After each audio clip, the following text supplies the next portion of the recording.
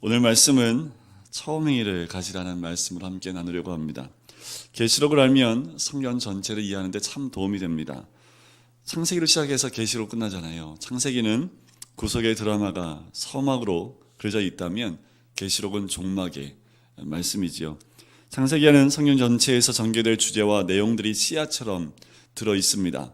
이 씨앗들이 성경 전체를 통해서 자라다가 계시록에서 완전한 모습을 이루게 되지요. 특별히 제가 오늘 이 에베소 교회에 보내는 편지에 대해서 함께 나누려고 합니다. 이 계시록은 사도 요한이 편지를 쓴 겁니다. AD 95년경에 쓰여진 편지인데요. 아시아에 있는 7교회에게 쓰는 편지입니다. 아시아 7교회는 그 당시에 대표되는 7개의 교회를 의미합니다. 다시 말하면 이 7개의 교회는 이 시대에 이 땅에 있는 모든 교회에 보내는 편지라고 보시면 될 것 같아요. 에베소 도시는 아데미 여신으로 우상을 섬겼던 굉장히 유명한 도시라는 것을 알고 계실 겁니다. 사도 바울이 곳에 들어가서 복음을 전하고 2년 동안 두란노라는 곳에서 주의 말씀을 전하고 아시아에 있는 모든 사람들이 와서 그 말씀을 듣게 됩니다. 사도 바울에 의해서 아데미 여신이 어떻게 됩니까? 사람들이 점점 아데미 여신을 떠나고 하나님께 돌아오는 걸 통해서 사도행전 19장에 보면 어떤 사건이 터지나요? 아데미 여신상을 만들었던 사람이 신상이 안 팔리니까 폭동을 일으켰던 장면, 그 장면이 있습니다. 그만큼 에베소 교회는 복음이 굉장히 자리 잡았고 사도 바울의 노력을 통해서 교회가 세워진 도시가 에베소 교회입니다. 예수님께서 이 교회에 대해서 평가했던 것을 보면 2절과 3절에 보면 예수님 이렇게 얘기하시죠. 안다. 이게 얼마나 큰 위로가 되는지 모르겠어요. 내가 다 안다. 제 이 말씀을 어저께 저녁에 준비하면서 하나님이 그러시는 것 같아요. 우리 공강교회에게 내가 다 알아. 너희들이 이제껏 말씀을 붙들고 교회를 붙들고 이 시간까지 너희들이 지켰던 거 내가 다 알아. 그렇게 말씀하신 것 같더라고요. 구체적으로 무엇을 안다고 우리 주님 말씀하시냐면 내 행위와 내 수고와 내 인내를 안다라고 말씀하시는 거죠. 수고 많으셨습니다. 우리 하나님이 아신답니다. 또 이렇게 얘기하죠. 악한 자들을 용납하지 아니한 것과 자칭 사도라 하되 아닌 자들을 시험하여 그의 거짓된 것을 네가 드러낸 것을 내가 안다라고 이해하시는 거죠. 우리 주님 모르시는 것 같지요? 우리 각자가 신앙을 지키기 위해서 매일의 삶 가운데 어떠한 마음을 가지고 살아가는지 우리 하나님이 다 알고 계십니다. 3절에 보니까 내가 참고 내 이름을 위하여 견디고 게으르지 아니한 것을 또한 안다라고 말씀을 합니다. 우리 주님은 우리의 일거수일투족을 다 알고 계시고요. 우리 교회의 구석구석 또한 복음과 말씀을 의지하여 살아가는 모든 성도님들의 모든 그 마음과 그 중심을 하나님이 아신다라고 이야기하시는 거죠. 자, 이 내용의 배경은 이렇습니다. 당시에 신앙을 지키기에는 너무나 힘들었어요. 왜냐하면 예수 그리스도를 구주로 영접하고 고백하는 것 자체가 로마한테는 이단과 같았습니다. 많은 사람들을 잡아 죽였고 또한 감옥에 집어넣었고 많은 사람들이 순교했던 때가 이때입니다. 이때에도 에베소 교회도 동일한 그런 핍박이 있었지요. 여러분들 터키의 땅에 가면 에베소 그 도시가 많이 복원되어 있습니다.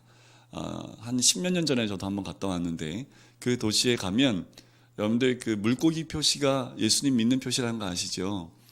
그런데 이 에베소 교회에 가면 표시가 이런 표시가 있어요. 동그라미 안에 별표 표시가 되어 있는 것들이 대리석의 곳곳에 새겨져 있는 것을 볼 수 있어요. 그게 뭐냐면 그 원 안에 하나님이라는 헬라의 뜻과 예수 그리스도라는 뜻과 성령이라는 그 뜻을 요 원 안에 이 별 표시로 그 안에 숫자가 글씨가 다 들어가 있더라고요. 곳곳에 그 표시가 새겨져 있습니다. 사람들끼리 만나면 무슨 표시를 해요? 땅바닥에 그림을 하나 그려요. 아, 이건 믿는 사람이구나. 왜냐하면 그것을 발각되면 어떻게 돼요? 다 죽으니까. 이들에게 있었던 처음에 그 사랑이 얼마나 뜨거운지 모르겠습니다. 그런데 잡아서 죽이고 또한 고난 가운데 있으면서 한 사람의 그리스도인이 잡히면 그 사람이 고문을 이기지 못해서 자기가 알고 있는 모든 그리스도인의 이름을 대기 시작을 합니다. 그럼 어떻게 됐을까요? 그날 다 잡혀 들어가는 거지요. 점점 사랑이 충만했던 에베소 교회 성도들이 지하로 숨으면서 누가 누굴 믿는지 자기의 신앙을 드러내기가 너무나 두려워지기 시작을 합니다. 그러면서 어떻게 해요? 수면 안으로 들어가 버립니다. 그리고 자기가 예수 그리스도를 믿는다는 것을 드러내지 못해요. 그리고 형제들에게 내가 믿는 삶이라는 것을 표현하기가 어렵기 시작을 합니다. 4절 말씀을 보면 그러나로 시작을 하지요. 그렇게 내가 너희를 다 안다. 여기에 끝났으면 좋겠는데 우리 주님이 그러나라고 얘기하시죠. 그러나 책망할 것이 하나 있대요. 뭐라고 말씀하십니까? 너의 처음 사랑을 어떻게 했답니까? 잃어버린 게 아닙니다. 처음 사랑을 버렸다라고 얘기를 하지요. 너무나 가슴 아픈 거지요. 우리 주님은 잃어버렸으면 찾으라고 말씀하실 텐데 우리 주님 버렸다고 얘기하는 거지요. 제 이 말씀을 드리는 것은 학자들이 이런 표현들을 해요. 당시의 신앙을 지키기 위해서 하나님과의 그 신실함을 지키기 위해서 뭐를 버릴 수밖에 없었냐면 이웃사랑을 버릴 수밖에 없었던 거죠. 자기가 예수 그리스도를 믿는다는 것을 표현할 수 없었던 겁니다. 그러니까 어떻게 해요? 형제 사랑에 대한 가장 중요한 성경의 핵심 되는 말씀을 버릴 수밖에 없었던 거죠. 그래서 교수님들이 그 말을 했어요. 너희가 이 처음 사랑을 버렸다는 말은 믿음을 지키기 위해서 목숨을 내어 던지든지 아니면 내가 예수님을 믿는다는 것을 표현할 수 없는, 그리고 형제에 대한 그 사랑을 드러낼 수 없는 그 상황 가운데 있었기 때문에 이 에베소 교회에 있었던 많은 사람들은 어쩔 수 없이 그 사랑을 내려놓을 수밖에 없는 상황이었다라고 얘기하는 거지요. 환경에 의해서 그의 그 사랑을 버릴 수밖에 없었다라는 거지요. 그래서 5절 말씀에 보면 그러므로 어디서 떨어졌는지를 생각하고 회개하여 처음 행위를 가지라라고 얘기합니다. 이 처음 행위를 가지라는 그 말씀을 보면서 다시 한번 회복해야 되겠구나. 우리 주님이 우리 금강교회에게 하시는 말씀이 이 말씀이구나라는 생각이 듭니다. 여러분들 어떠십니까? 처음 예수 그리스도를 만났을 때 우리 교회 안에 있었던 그 사랑과 그 은혜가 충만했던 때를 기억하시나요? 아마 기억하실 겁니다. 저는 몰라요. 2달밖에 안 돼서. 그렇지만 이곳에 나와 있는 모든 성도님들은 이곳에서 신앙생활을 오래 하셨기 때문에 이 교회 안에 하나님의 귀한 사랑과 은혜가 얼마나 충만했는지를 다 아실 겁니다. 목사님 이렇게 너무 옛날이요. 너무 가물가물해서 잘 모르겠는데요. 그러면 우리 주님 뭐라고 하시냐면 떨어진 데 어디냐? 거기 생각하라고 얘기하십니다. 어디서 떨어지셨어요? 그 떨어진 장소를 기억해내라고 합니다. 그걸 기억해내지 않으면 뭘 할 수 없습니까? 회개할 수 없어요. 우리가 우리의 신앙을 지키기 위해서 너무나 힘들게 고군분투하다 보니까 어느덧 그 사랑이 내 마음에서 냉랭하게 식어져 있는 모습은 있지 않은지, 우리 하나님이 정말 찾고 싶은 것은 내가 너에게 주었던 그 사랑이라는 거지요. 혹시 그 사랑이 네 마음 가운데 식어 있지 않냐? 진리를 지키기 위해서, 말씀을 지키기 위해서, 그걸 사수하기 위해서 혹시나 나의 마음 가운데 그 사랑이 식어져 버리지는 않았는지, 버리지는 않았는지 다시 회개하여 행위를 가지라고 합니다. 더 무서운 말씀이 있어요. 그 뒤에 뭐라고 합니까? 그리하지 아니하면 어떻게 한다고요? 회개하지 아니하면 내가 내게 가서 내 촛대를 그 자리에서 옮겨버리겠답니다.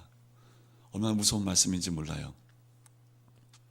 주님은 하나님에 대한 사랑뿐만 아니라 우리들 안에 있는 그 사랑을 다시 회복하기를 원하시는 거지요. 나만 사랑하는 거 아닙니다. 하나님을 사랑하는 모든 사람들은 그 사랑이 이 가슴에서 나오기 시작을 하지요. 그리고 그 사랑이 내 주위에 있는 사람에게 나눠지게 되어져 있는 겁니다. 이번에 김미숙 목사님이 다리를 다치시면서 우리 성도님들이 얼마나 사랑이 많은지 제가 알아요. 한 분이 그렇게 침상에 누워 있으니까 매일 가시는 분도 계시고, 또한 기억하시고 한 주에 한 번씩 가시는 분도 계시고, 그 마음을 표현하시는 분들이 있는 것을 제가 봅니다. 우리 안에 그 사랑이 있는 줄 제가 믿어요. 하지만 하나님이 다시 한번 우리를 점검하시는 거지요. 내가 어디서 떨어졌는지를 생각하라고 얘기합니다. 여러분들 생각하셔야 됩니다. 오늘 이 새벽에 생각해서 내가 떨어진 곳이 어디 있는지. 학생회에서 떨어지셨습니까? 청년 때 떨어지셨습니까? 아니면 시댁 식구들과 함께 살면서 떨어지셨습니까? 어디서 떨어지셨습니까? 그 장소가 기억나셔야 되는 거지요. 그리고 회개하셔야 됩니다.